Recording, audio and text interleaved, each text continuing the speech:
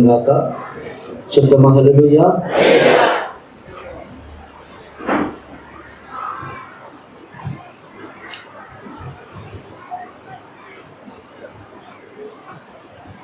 ఈరోజు లోకంలో స్నేహితులంతా వాళ్ళకి ఏర్పడిన పరిచయాన్ని జ్ఞాపకం చేసుకుంటున్నారు. Friendship day.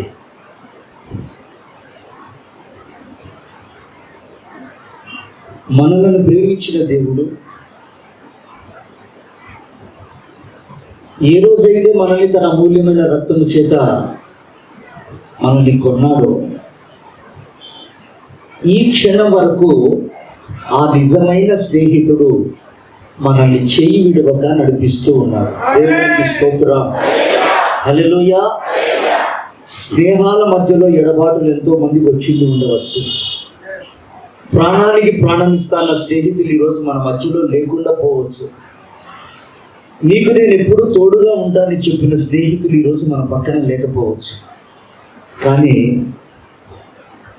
ఏ షరత్తు లేకుండా నిన్ను ప్రేమించి ఏది ఆశించకుండా నీ కొరకు ప్రాణం పెట్టిన దేవుడు నేటి వరకు నీతో స్నేహం చేస్తూ ఉన్నాడు. దేవునికి స్తోత్రం. హల్లెలూయా.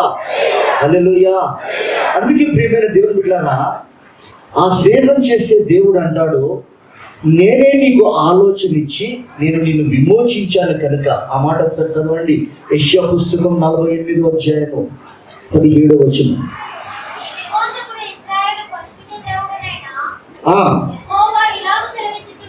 యెహోవా దేవుడు ఇలాగున సెలవిస్తున్నాడు, నీకు ప్రయోజనము కలుగునట్లు నీకు ఉపదేశము చేయుదును, నీవు నడవవలసిన త్రోవను నిన్ను నడిపిస్తాను, నీవు నా ఆజ్ఞలను ఆలకింపవలెనని నేను ఎంతో కోరుకొనుచున్నాను. దేవునికి మహిమ కలుగును గాక. హల్లెలూయా. ప్రియమైన దేవుని బిడ్డలారా,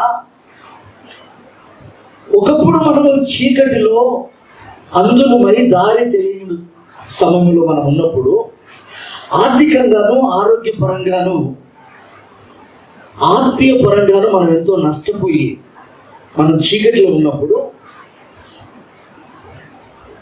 దేవుడు తానే మనల్ని ఆకర్షించి మన కొరకు ప్రాణం పెట్టి మనకు విమోచన కలిగజేసి ఆయన అంటాడు, నిన్ను నేను నడిపించువాడను నేనే అయ్యున్నాను. దేవునికి స్తోత్రం.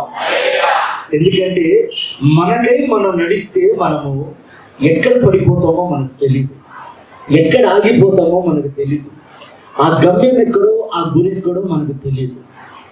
అందుకే చీకటిలో ఉన్న మనలను, అందులమైన మనలను ఆయన స్వరక్తం ఇచ్చి మనల్ని విమోచించి యుగ సమాప్తి వరకు నేను నీకు తోడుగా ఉండి నేను నిన్ను నడిపిస్తానని మాటిచ్చిన దేవుడు నేటి వరకు ఒక స్నేహితుడిగా తోడుగా ఉండి మనల్ని ఆదరిస్తూ నడిపిస్తున్నాడు. దేవునికి మహిమ కలుగును గాక.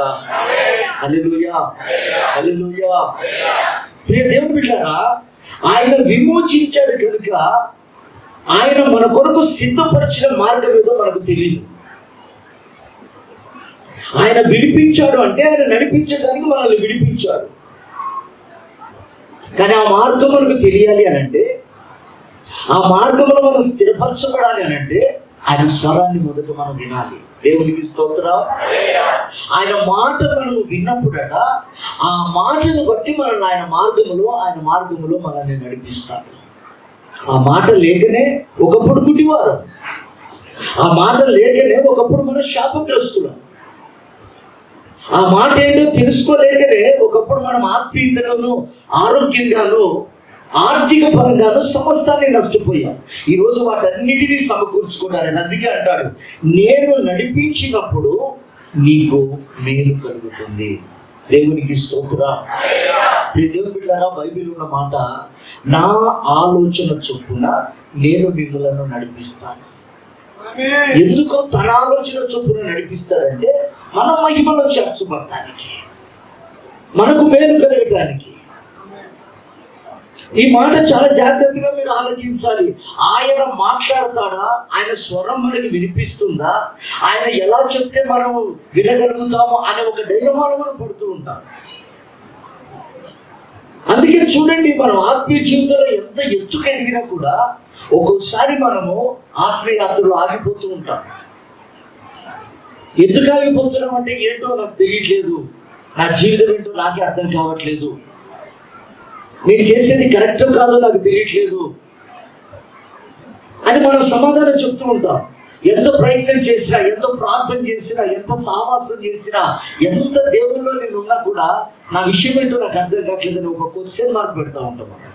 దానికి అర్థం ఏంటంటే, ప్రియ దేవుని బిడ్డలారా, మన ఆలోచన పరిపూర్ణంగా నిర్మూలపరచబడినప్పుడు, మన ఆలోచన చనిపోయినప్పుడు, ఆయన ఆలోచన ప్రకారంగా నడిచినప్పుడే మనకు మేలు కలుగుతుంది. దేవునికి స్తోత్రం, హల్లెలూయా. అందుకే బైబిల్లో ఒక చక్కటి మాట ఉంది, ఏమనంటే ఆత్మ చెప్పుచున్న మాట చెవి గలవాడు వినుగాక అని ఉంటుంది బైబిల్లో. అంటే ఎందుకంటే బైబిల్లో ఉన్న మాట ఆత్మ ఎందుకు దిగి వచ్చింది? మనల్ని నడిపించడానికి. ఎక్కడికి నడిపిస్తున్నాడు ఆయన? రేపు ఉన్నతమైన స్థలంలోనికి మనల్ని సిద్ధపరుస్తూ నడిపిస్తున్నాడు. ఆయన నడిపిస్తున్నాడు అంటే ఆయన మాట్లాడతాడు. ఆ మాట మనము వినగలిగితే ఆత్మీయ మనోనేత్రాలు వెలిగింపబడిన వారమై, ఆత్మచేత నింపబడిన వారమై మనం ఆ స్వరాన్ని వినగలిగితే రేపు ఆ మహిమలో చేర్చబడతాం. అందుకే ఆత్మ చెప్పుచున్న మాట చెవి గలవాడు అందరూ వినరండి. అందరికీ అర్థం కూడా కాదు. చాలా మంది చూడండి, మందిరానికి వచ్చినప్పుడు దైవ వర్తమానము ప్రత్యక్షంగా వారి నిమిత్తము దేవుడు విడుదల చేస్తున్నప్పుడు కొంతమంది మత్తులో ఉంటారు, కొంతమంది అనాలోచితంగా ఉంటారు, కొంతమంది ఏదో వచ్చాం వెళ్ళామన్నట్టు ఉంటారు, కొంతమంది మాత్రం ఆలకించి వారి హృదయాలను తెరిచి ప్రభు పాదాల దగ్గర పెడతారు. దేవునికి స్తోత్రం, హల్లెలూయా, హల్లెలూయా.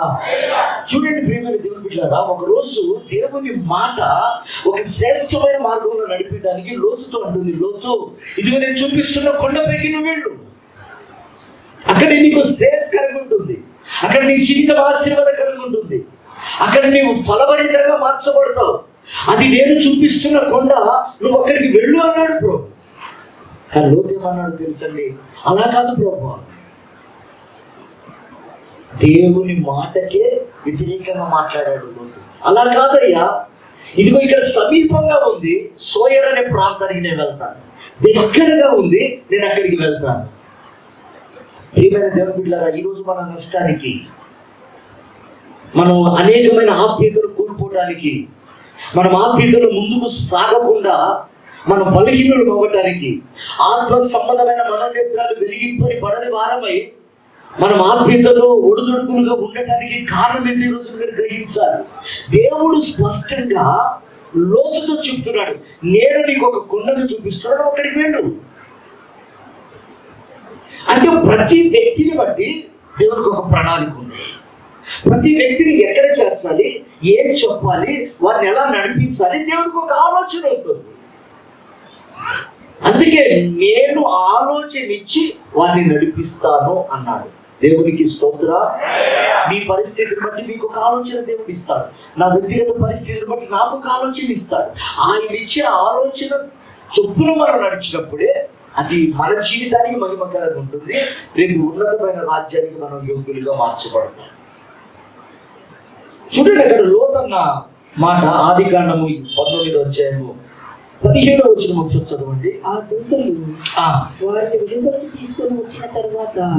వెలుపలికి తీసుకొని వచ్చిన తరువాత ఆయన నీ ప్రాణమును దక్కించుకున్నట్లు పారిపోము. ఆ మాట జాగ్రత్తగా వినండి. నీ ప్రాణము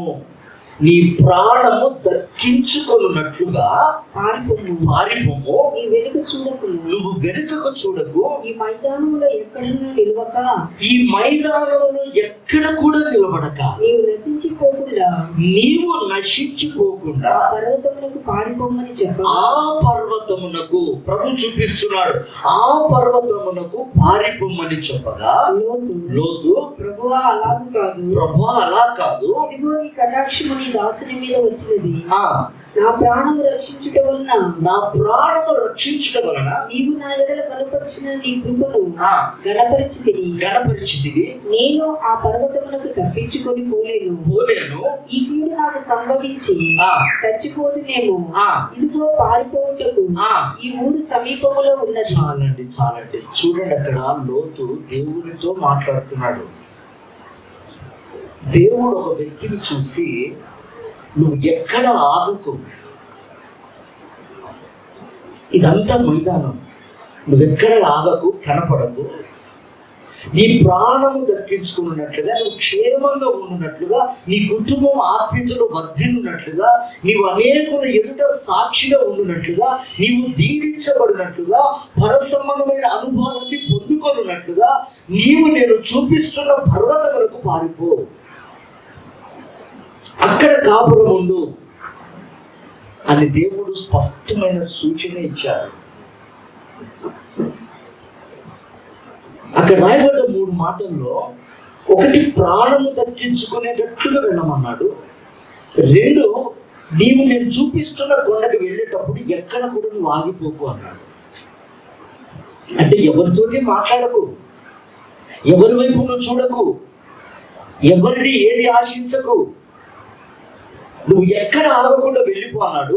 3వదిగా, మరలా నువ్వు విడిచి వస్తున్నది ఏదైతే ఉందో దాని వైపు నువ్వు కన్నెత్తి చూడకు. అది ఆస్తి కావచ్చు, నీ బలగం కావచ్చు, నిన్ను గణపరిచే స్థలం కావచ్చు, లేదా నీకు ఏ కొరత లేకుండా ఉన్నటువంటి స్థలమే కావచ్చు. ప్రభు అంటాడు, దాని వైపు నువ్వు చూడకు. అక్కడ నీకు అన్నీ ఉన్నాయి కానీ నేను లేను. నేనుండు స్థలం నిన్ను పిలుస్తున్నప్పుడు దాని వైపు చూడకుండా, ఆగకుండా పరుగెత్తుకొని ఆ కొండ మీదకి వెళ్ళంటే, లోతు అంటాడు, అలా కాదు ప్రభు, జాగ్రత్తగా వినాలి, అలా కాదు ప్రభు. ప్రియమైన దేవుని బిడ్డలారా, ఈరోజు మన ఆత్మీయత నష్టం, మన ఆర్థిక నష్టం, ఆరోగ్య నష్టం మన జీవితంలో సంభవించడానికి ఇదే మాట అయ్యుండొచ్చి ఒకసారి ఆలోచించేద్దాం. దేవుడు ఖచ్చితంగా నీలో ఉన్న ఒక లోటును చూసి, నీలో ఉన్నటువంటి ఒక బలహీనతను చూసి, దేవునికి ఆయాసకరమైన పరిస్థితి దేవుడే చూసి దాన్ని తొలగించు అని ఖచ్చితంగా చెప్పినప్పుడు, ఇప్పుడు కాదు ప్రభా అని ఒకవేళ నువ్వు అంటున్నావు, ఇలా కాకుండా ప్రభా మరో మాదిరిగా అని అంటున్నావేమో. ప్రియమైన దేవుని బిడ్డలారా, అప్పటి వరకు నీకు కొద్దిగా మంచిగా అనిపించవచ్చు, కానీ దాని తర్వాత లోతు భవిష్యత్తు చూస్తే భ్రష్టుడు లేనట్లుగా బైబిల్ సెలవిస్తుంది. అతడు ఒక్కడు మాత్రమే కాదు, అతని సంతానం అంతా కూడా భ్రష్టత్వంతో నిండిపోయింది. దేవుని చేతిలో నుంచి విడవబడ్డ కుటుంబంగా మారిపోయింది. దానికి రీజన్ ఒక్కటే, దేవుడు చెప్పిన చోటుకు వెళ్ళమన్న చోటుకు వెళ్ళమన్న క్రమంలో వెళ్ళక అతడు ఇష్టానుసారంగా వెళ్ళటం మూలాన జరిగిన నష్టం అది. ప్రభు ఈరోజు మనతో మాట్లాడుతున్నాడు. ఆయన రాకడ సమీపంగా ఉంది. చూస్తూ ఉండగానే 7 మాసాలు గడిచిపోయాయి. 8వ మాసంలో మనం ప్రవేశించాం. ఏమో సూచనలు బట్టి చూస్తే ఈ సంవత్సరం గడుస్తుందా లేదా అన్నట్లుగా ఉంది. దేవుని బిడ్డలారా, ఏ ఉగ్రతనైతే ఏ కరోనానైతే మన దేశాల మీదకి పంపించదో, ఈరోజు చైనా మట్టిలాగా తుడిచిపెట్టుకుపోతుంది. ఎంత గణపరచాలనుకున్నాడో, ఎంత ఘనత వహించాలనుకున్నదో ఆ దేశం, మా దేశం ప్రపంచం అంతా గుర్తించాలి అనే పేరు కోసం ప్రాకులాడిందో, మా దేశం యొక్క జ్ఞానాన్ని ప్రజలు చూడాలని తాపత్రయపడిందో, ఈ రోజున మట్టి లేకుండా పూడ్చుకుపోతుంది. అది దేవుని ఉగ్రత. కారణం ఒకటే, దేవునికి వ్యతిరేకమై ఏమీ చెయ్యలేము అనటానికి ఒక నిలువెత్తు సాక్ష్యం ఈరోజు చైనా దేశం. ప్రతి ఇల్లు నేలమట్టమైపోయింది. ఇసుకలతో దేవుడు ఆ దేశాన్ని కప్పేస్తున్నాడు. వరదలతో ఆ దేశం అంతా అల్లకల్లోలమైపోతుంది. భయంకరమైన నష్టంలో కూరుకుపోయింది ఈ రోజున చైనా దేశం. దానికి కారణం ఒకటే, ప్రపంచమంతా నా పేరు తెలవాలని చైనా అనుకుంది. ప్రపంచమంతా నన్ను గుర్తించాలి అని చైనా అనుకుంది. ప్రపంచమంతా నా పవర్ ఏంటో చూడాలి అనుకుంది. ప్రియమైన దేవుని బిడ్డలారా, ఆ అహంకారమైన మనస్సు, ఆ గర్వమైన మనస్సు, ఆ పేరు కోసం ప్రాకులాడే మనస్సుని దేవుడు మన కనులెదుట పాతాళానికి అంటగట్టేలా చేశాడు. అవేవి సాగవని, అవేవి వ్యర్థమని, వాటి వలన ప్రయోజనం లేదని మనకు కళ్ళకు కట్టినట్లుగా చేయడానికి చూపిస్తున్నాడు. ఈరోజు మనం మార్చుకోవాల్సినవి చాలా ఉన్నాయి. అందుకే ప్రభు మనతో మాట్లాడుతున్నాడు. లోతుకు ఒక స్పష్టమైనటువంటి దర్శనం ఉంది, కానీ అతడు వెళ్ళలేదు. యోనాకి దేవుడు చెప్పాడు, యోనా నువ్వు ఫలానా స్థలానికి వెళ్ళాలి అంటే. నేను ఈ మాటలు ఎందుకు పదే పదే చెప్తున్నానంటే, మనతో పరిశుద్ధాత్ముడు మాట్లాడి ఒక మహిమగల స్థలానికి తీసుకువెళ్ళటానికి, మనల్ని ఆత్మ సంబంధంగా అలంకరించడానికి ప్రతి నిత్యము మనతో మాట్లాడుతున్నాడు. మన అంతరాత్మతో,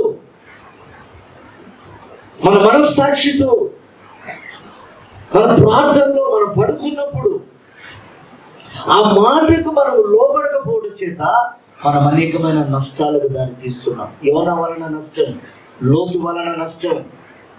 ప్రియమైన దేవుని బిడ్డలారా, అపోస్తలుడైన పౌలుతో ప్రభు అంటాడు, ఇతడిని నేను కోరుకున్నాను, ఎన్నుకున్నాను ఒక అమూల్యమైన పాత్రగా ఎదగడానికి.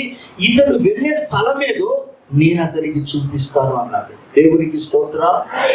అంటే దేవుడు పిలిచినప్పుడు ఆ వ్యక్తి ఎక్కడ ఉండాలి, ఏం చేయాలి, దేవుడు ఒక స్పష్టమైన దర్శనంతో ఉన్నాడు.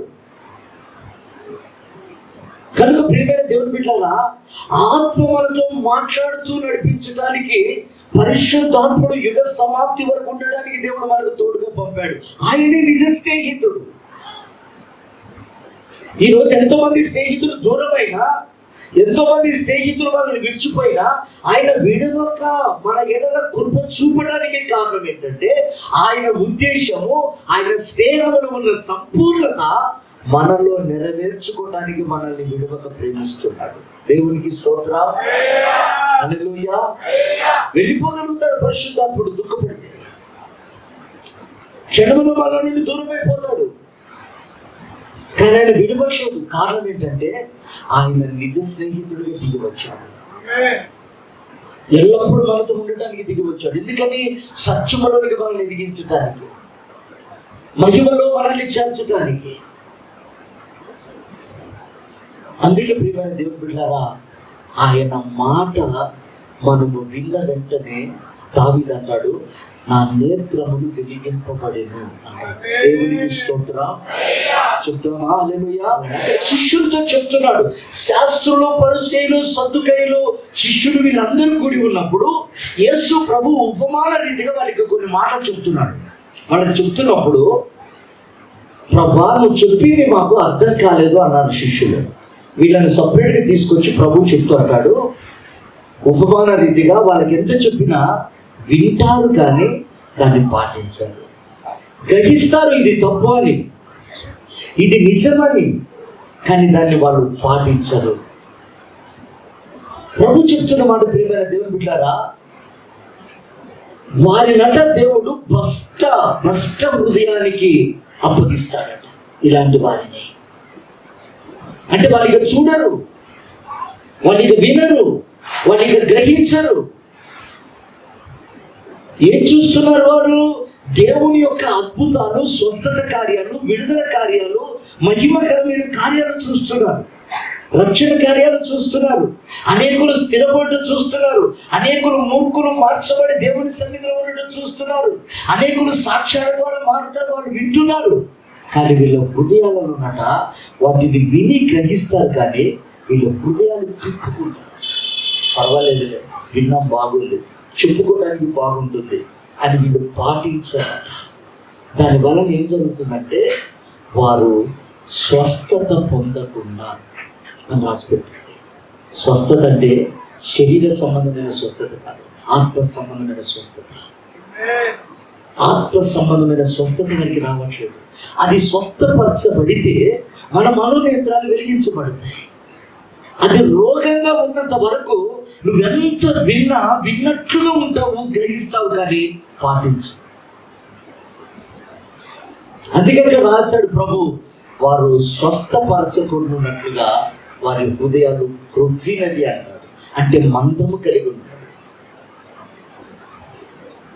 ప్రియమైన దేవుని బిడ్డలారా, దేవుడు మాట్లాడటమే బంద్ చేస్తే మన జీవితానికి ఎంత దుఃఖకరం ఉంటుందో తెలుసండి. మృతులము అనుంది బైబిల్లో. ఒకడు రొట్టె వలన మాత్రం కాదు బ్రతికేది, దేవుని మాట వలన వాడు బ్రతుకును అనుంది. దేవునికి స్తోత్రం. ఇప్పుడు ఆ మాటను మనం నిర్లక్ష్యపరిచి ఆ మాటకు తగినట్లుగా మనం జీవించకపోతే మనం బ్రతికినట్ల చనిపోయినట్ల, మనం జీవించినట్ల మృతులమైనట్ల. అందుకే అక్కడ అంటాడు ప్రభు, వాళ్ళు వింటారు కానీ గ్రహించరు, వాళ్ళ హృదయంలో తలపోస్తారు కానీ దాన్ని పాటించరు, కనుక వాళ్ళ గుడ్డితనం అలాగే ఉంటుంది, వాళ్ళ చెవిటితనం అలాగే ఉంటుంది, వాళ్ళకు భ్రష్ట హృదయాన్ని ఇస్తున్నాను నేను అన్నాడు. అందుకే ప్రభు రాకడ సమయంలోనట వాళ్ళు వెంపర్లాడతారట వాక్యము నిమిత్తం, దేవుని మాటలు వినాలని, ఆ మాటల ద్వారా మరలా నూతనపరచబడాలని, ఆ నిర్లక్ష్యం చేసిన మాటలను మరలా వెతికి ఆస్వాదించాలని. ప్రభు అంటాడు ఆ టైంలో, ఆ దినము ఉరి వచ్చినట్లుగా మీ మధ్యకు రాకుండానట్లు మీరు జాగ్రత్త కలిగి ఉండండి. చూడండి ఆ మాట, లూకా సువార్త 21:34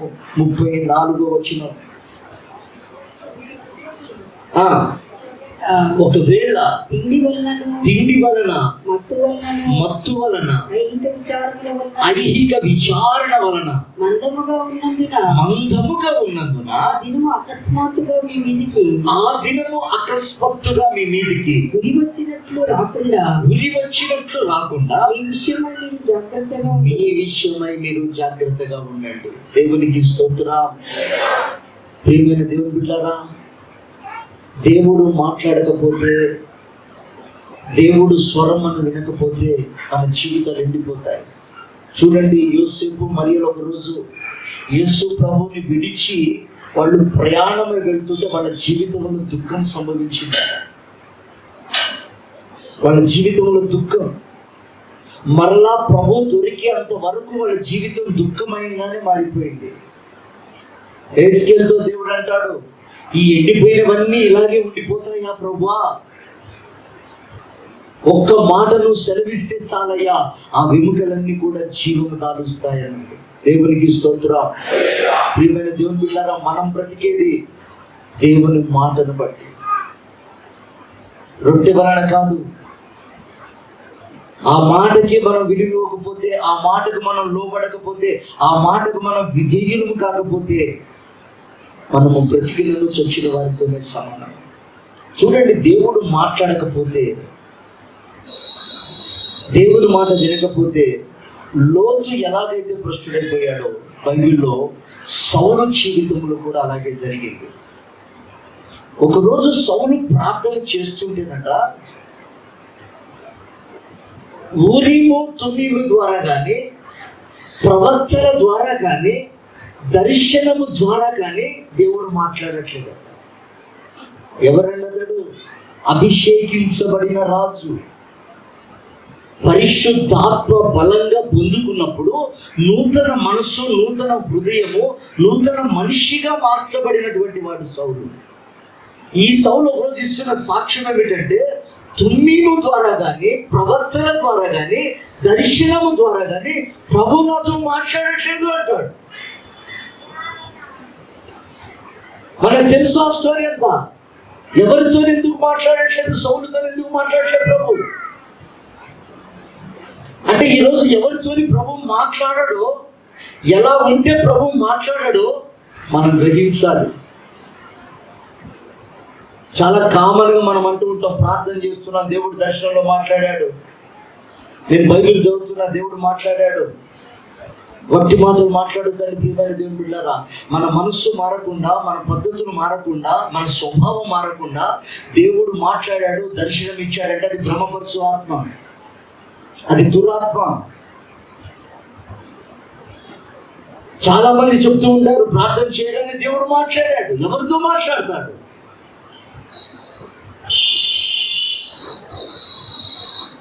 మాట్లాడతాడు, తప్పకుండా మాట్లాడతాడు. కానీ తగిన అర్హత, తగిన వెల చెల్లింపు మనలో లేకుండా దేవుడు మాట్లాడతాడంటే అది భ్రమ. వెంటనే ఒక 5 నిమిషాలు కాలేదు, ప్రార్థన చేయగానే దేవుడు మాట్లాడాడని చెప్పేస్తారు. ప్రియమైన దేవుని బిడ్డలారా, అందుకే దేవుడు అంటాడు, ఆ దినము ఉరి వచ్చినట్లుగా మీ పైకి రాకుండానట్లుగా మీ విషయమై జాగ్రత్తగా ఉండండి. దేవునికి స్తోత్రం. మీ విషయమై జాగ్రత్తగా ఉండండి. చూడండి, మొదటి సమూయేలు పుస్తకం 28వ అధ్యాయము 6వ వచనం ఒకసారి చూడండి. యెహోవా యొద్ద విచారణ చేయగా యెహోవా స్వప్నము ద్వారానైనా ఊరీము ద్వారానైనా ప్రవక్తల ద్వారానైనా ఏమియూ సెలవీయకుండెను. సౌలును దేవుడు ఏర్పాటు చేసుకొని రాజుగా నియమించాడు, రాజ్యాన్ని స్థిరపరచాలని. ఇప్పుడు ప్రభు దగ్గరకు వచ్చి ప్రార్థన చేస్తుంటే ప్రభు అతనితో మాట్లాడలేదు. ప్రవక్తలతో కానీ దర్శనంతో కానీ ఇతను ప్రార్థన చేసినప్పుడు కానీ ప్రభు మాట్లాడలేదు. కారణం ఏంటో తెలుసండి, దేవుని ప్రజలు నడుస్తున్నప్పుడు అడ్డగించినటువంటి ఫిలిస్తీన్లు ఎవరైతే ఉన్నారో వారిని చంపమని సౌలుకు చెప్పినప్పుడు, ఈ మాట జాగ్రత్తగా వినాలి, ఆత్మీయ జీవితంలో నడుస్తున్నప్పుడు ఆ నడకకు వ్యతిరేకంగా ఉన్నవి చంపమని సౌలుకు చెప్పినప్పుడు సౌలు వాటిని చంపలేడు. సౌలు వాటి విషయంలో వైరాగ్యం కలిగలేడు. సౌలు వాటి విషయంలో నిర్లక్ష్యం వహించాడు. కనుక దేవుడు అతనితో మాట్లాడటం బంద్ చేశాడు. ఈరోజు జాగ్రత్తగా వినండి, ఇప్పుడు ఆత్మీయ జీవితంలో దేవుడు నిన్ను తొలగించుకోమన్నవి, నీకు ఎదురాడుతున్న ఆటంకాలను తొలగించుకొని వాటిని చంపమన్నప్పుడు వాటిని చంపకుండా ప్రభువా నేను ప్రార్థన చేశాను, దర్శనం వచ్చిందంటే ఇప్పుడు అది నిజమా, ఇప్పుడు అది కరెక్టా? మరి మనతో మాట్లాడుతున్నది ప్రభువా దురాత్మనా? దేవుని బిడ్డలారా,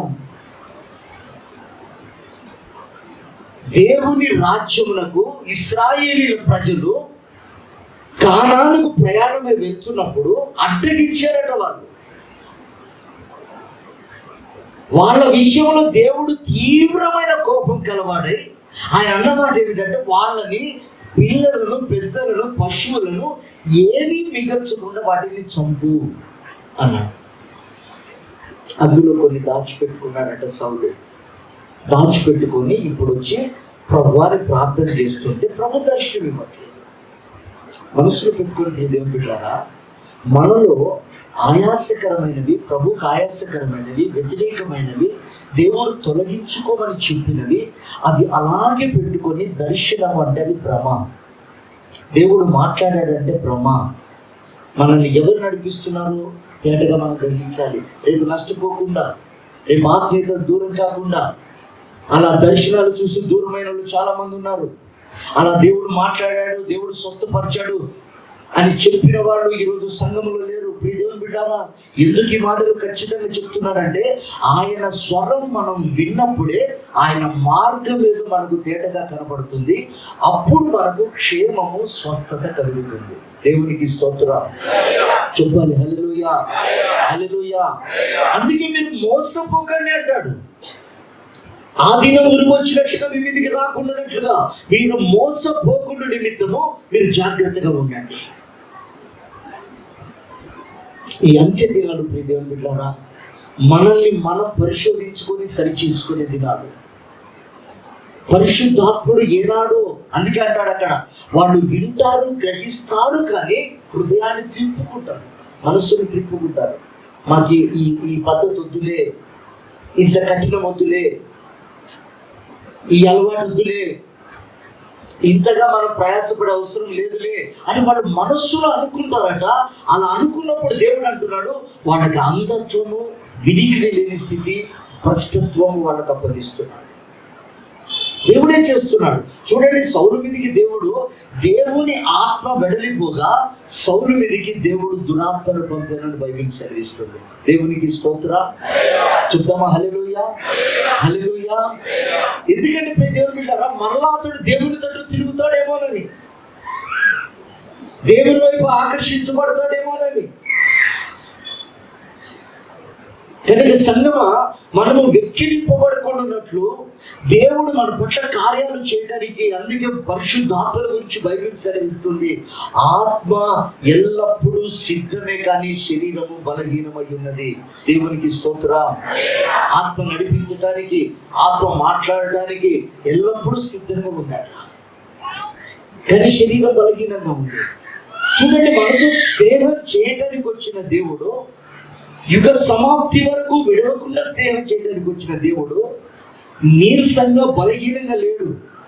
ఆయన ఎలా ఉన్నాడంటే ఎల్లప్పుడూ మనల్ని నడిపించడానికి, మనతో మాట్లాడటానికి ఆత్మ సిద్ధంగా ఉన్నాడు. సిద్ధంగా ఉన్నాడు అంటే మనం ఆత్మ పూర్ణంగా అడగడమే ఆలస్యం, అది జరగడానికి సిద్ధంగా ఉంది. మనం ఆత్మ పూర్ణమై దేవుని దగ్గర మనము పొందుకోవలసిన ఆశీర్వాదం కానీ, దీవెన కానీ, స్వస్థత కానీ, లేదా ఏదైనా ఆత్మ సంబంధమైన అనుభవం కానీ ఉందనుకోండి, మనం అడగగానే దాన్ని పొందుకోవడానికి సిద్ధంగా ఉండాలి.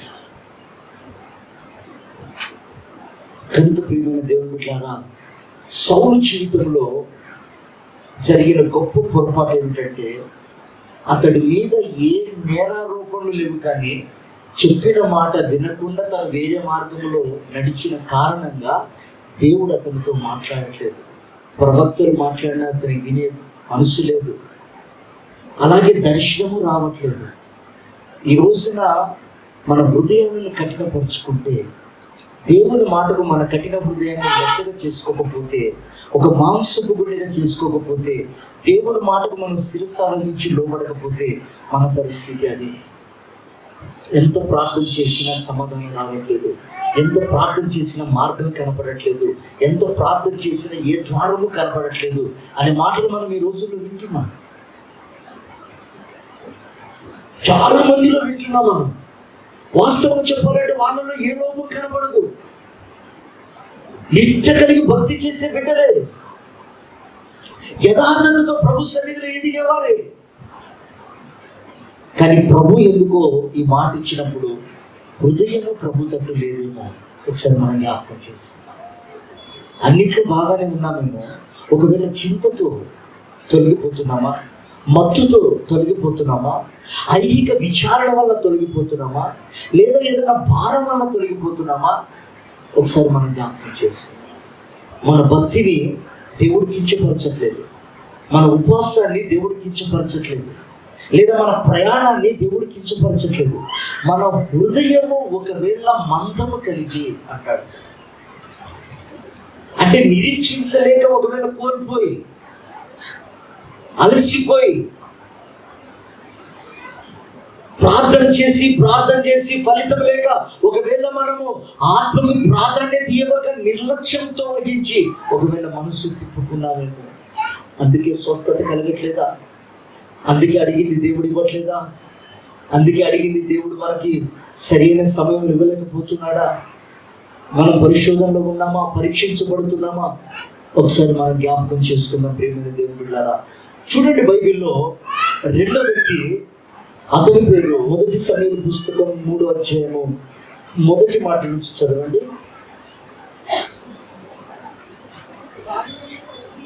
సమూయేలు పరిచర్య చేయుచుండెను. చూడండి, ఆ రోజుల్లో దేవుని మాట దేవుని సన్నిధిలోనికి రావడానికి అరుదుగా ఉందట. కారణం ఏంటో తెలుసండి? ఏలి మత్తుడయ్యాడు. ఏ విషయంలో మత్తుడయ్యాడు ఇతడు? తన పిల్లలను ఘనపరుస్తున్నాడు. తన పిల్లల విషయంలో పాపం చేసినప్పుడు ఖండించక, తన పిల్లలు దేవుని కంటే ఎక్కువగా తన పిల్లల్ని ఘనపరుస్తున్నాడు. కనుక అతని దృష్టికి మంద దృష్టి వచ్చింది. ఎప్పుడైతే మంద దృష్టి వచ్చిందో దేవుని స్వరం ఆగిపోయింది. రెండో మాట, మనల్ని మనం ఎప్పుడైతే ఘనపరుచుకుంటామో, దేవుని కంటే అధికంగా ఎవరికైతే మనం ప్రాధాన్యత ఇస్తామో, దేవుని కంటే అధికంగా దేన్నైతే ఎక్కువగా ప్రేమిస్తామో, అప్పుడు దేవుని ఫ్లో ఆగిపోతుంది. అక్కడ కూడా మనం భ్రమపడుతూ ఉంటాం. దేవా నీవు ఇచ్చిన ఆస్తిని బట్టే కదా ప్రభా నేను ఇంతగా దీవించబడుతున్నాను, నీవిచ్చిన సంపదను బట్టే కదా ప్రభా నా బిడ్డలు ఈ స్థాయిలో ఉన్నారు, నీవిచ్చిన ఆశీర్వాదాన్ని బట్టే కదా ప్రభా నా బిడ్డలు ఈ ఉన్నతమైన స్థాయిలో ఉన్నారు అని మనం భ్రమపరచబడుతూ ఉంటాం. దేవుణ్ణి ప్రేమించడంలో తక్కువగా ఉంటాం, దేవుని ఆరాధించడంలో తక్కువగా ఉంటాం, దేవుని సన్నిధికి రావడంలో తక్కువగా ఉంటాం, దేవునికి ఇచ్చే విషయంలో తక్కువగా ఉంటాం, దేవునితో సావాసం చేసే విషయంలో తక్కువగా ఉంటాం. అప్పుడు అంటాడు దేవుడు, ఆ రోజుల్లో ఏలియా మంద దృష్టి గలవాడై ఉన్నందున యెహోవా వాక్కు తటస్థించడం, వాక్కు రావటం ఆలస్యంగా వస్తుంది. రెండో మాట గమనించండి ప్రియమైన బిడ్డలారా. ఒక భక్తుని దేవుడు అన్నాడు, అయ్యా నువ్వు అన్నీ బాగానే ఉన్నాయి కానీ నువ్వు ప్రేమిస్తున్న ఒక్కటి ద్వారా నువ్వు కొదువుగా ఉన్నావు, దాన్ని విడిచిపెట్టలేకపోయాడు. దాన్ని విడువని కారణంగా అతడు పోగొట్టుకున్నది పరలోక రాజ్యాన్ని ఒక్కదాని విషయంలో. ఈ రోజున ప్రియమైన దేవుని బిడ్డలారా, ఆయన ఒక్క రక్తము ఒట్టు కూడా మనసులో పెట్టాడు, తన శరీరంలో ఉంచుకోకుండా మన కొరకు ధార పోసి మనల్ని ప్రేమించాడు, స్నేహం చేస్తున్నాడు. ఒక్క రక్తపు చుక్క కూడా తన మనసులో శరీరంలో ఉంచుకోకుండా. అందుకే అంటాడు, ఆయన కంటే అధికంగా దేనిని ప్రేమించిన దేవుడు ఒప్పుకోలేదు. అక్కడ ప్రత్యక్షత ఆగిపోతుంది, ఆ ప్రార్థనకి సమాధానం ఆగిపోతుంది. దాన్ని గ్రహించిన అబ్రహాము తీసుకొచ్చి బలిపీఠం మీద పెట్టిన తర్వాతనే దేవుడు దిగవచ్చి చెప్పడం ప్రారంభించాడు, ఈ ప్రతిష్టను బట్టి, ఈ సమర్పణను బట్టి, ఈ త్యాగాన్ని బట్టి, ఈ వైరాగ్యాన్ని బట్టి నువ్వు నాతో స్నేహం చేస్తున్నావని నేను తెలుసుకోగలిగాను. దేవునికి స్తోత్రం చెప్తామా? హల్లెలూయా. అంటే భయపడుతున్నావని, నన్ను ప్రేమిస్తున్నావని, నాతో స్నేహం చేస్తున్నావని ఎందును బట్టి నేను గ్రహించాను అంటాడు ప్రభు. అంటే తనకు కలిగింది ఏది కూడా తన దగ్గర ఉండకూడదు. అదే మాట లోతుతో అంటాడు ప్రభు, వెనుకకు చూడండి. అది నిన్ను కనపరిచేది కావచ్చు, అది నిన్ను ఉన్నతమైన స్థానంలో పెట్టేది కావచ్చు. ఈ ఆవరణంలో ఎక్కడ ఆగిపోక ఈ మైదానంలో నువ్వు వెనుకకు చూడక నేను చూపించే కొండ వరకు నువ్వు పరిగెత్తు. ఆ మాటలకు లోబడక భ్రష్టుడయ్యాడు. దేవుని మాట రావడం ఆగిపోయింది. కారణం ఒకటే, వాళ్ళు ఎక్కువగా కనపరుచుకున్నారు దేవుని బట్టి. ప్రభు నేర్పిస్తున్న పాఠం, మొదట దేవునికి అయిష్టమైనవి చంపాలి, అయిష్టమైన వాటిని తొలగించుకోవాలి. రెండవదిగా మన ఇష్టం పూర్తిగా మరుగైపోవాలి.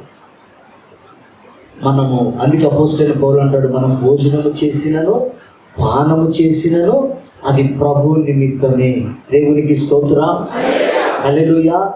అంటే మనం భోజనం చేసేది కూడా దేవునికి అంగీకారంగా మార్చబడాలి, మనం నీళ్లు తాగేది కూడా దేవుడికి అంగీకారంగా మార్చబడాలంటే చేసే ప్రతి పని కూడా దేవుడికి అంగీకారంగా ఉండాలని పౌలు గారు ఆశ. మన ప్రతి అడుగు, ప్రతి కదలిక.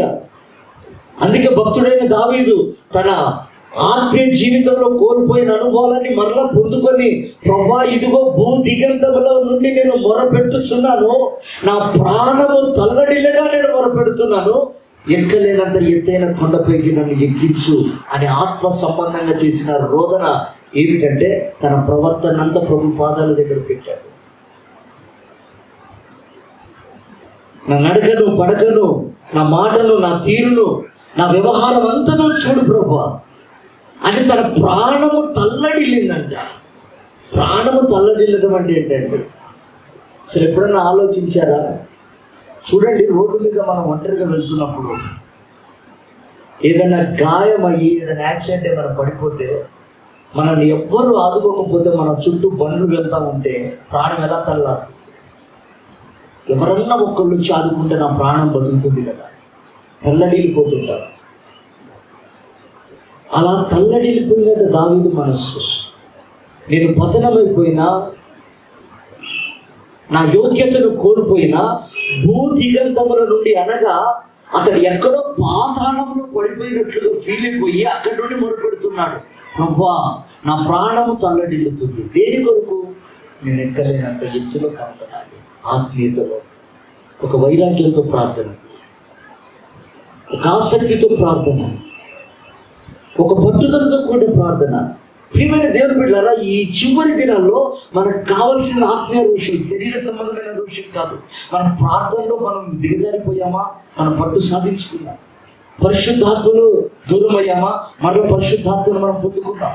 మనం ఎక్కడ ఆత్మీయతలో ఎదగలేకపోతున్నామో ఆ ఆత్మీయతలో ఎదిగి కనపడాలి అని రుజుపరుచుకోవాలని ఒక వైరాగ్యాన్ని మనం తెచ్చుకోగలగాలి. దాని కొరకు ఆత్మదేవుడు అల్లాడుతున్నాడు. చూడండి, యేసు ప్రభు గురించి ఒక మంచి ప్రవచనం రాసిపెట్టింది. ఆ మాట కూడా చదివి ముగిద్దాం. యెషయా పుస్తకం 50 ఒకసారి చదవండి. అలసిన వారి మాటల చేత ఊరడించు జ్ఞానము నాకు కలుగునట్లు శిష్యులకు తగిన నోరు యెహోవా నాకు దయచేసి ఉన్నాడు. శిష్యులు వినున్నట్లుగా. చూడండి ఆ మాట, శిష్యులు వినున్నట్లుగా నేను వినుటకై ఆయన ప్రతి ఉదయమున నాకు వినుబుద్ధి పుట్టించుచున్నాడు. ప్రభువైన యెహోవా నా చెవికి వినుబుద్ధి పుట్టింపగా నేను ఆయన మీద తిరుగుబాటు చేయలేదు. వినకుండా నేను తొలగిపోలేదు. కొట్టు వారికి నా వీపు అప్పగించి తిని. ఆ మాట జాగ్రత్తగా వినాలి. కొట్టు వారికి నా వీపును అప్పగించి తిని. వెంట్రుకలు పెరుగు వారికి నా చెంపలను అప్పగించి తిని. ఉమ్మి వేయి వారికి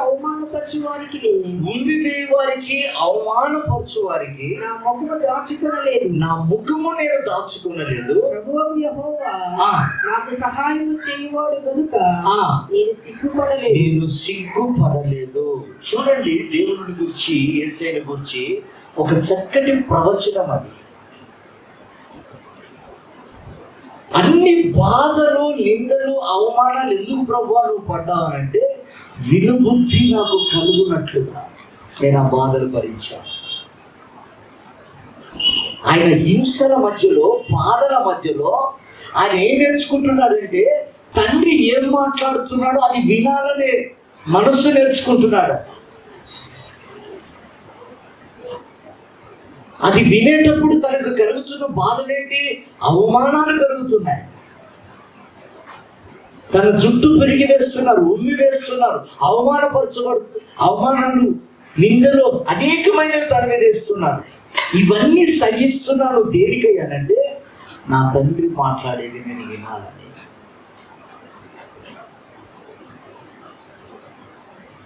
ఇప్పుడు చెప్పండి, యేసు ప్రభుకి దోషం లేదా?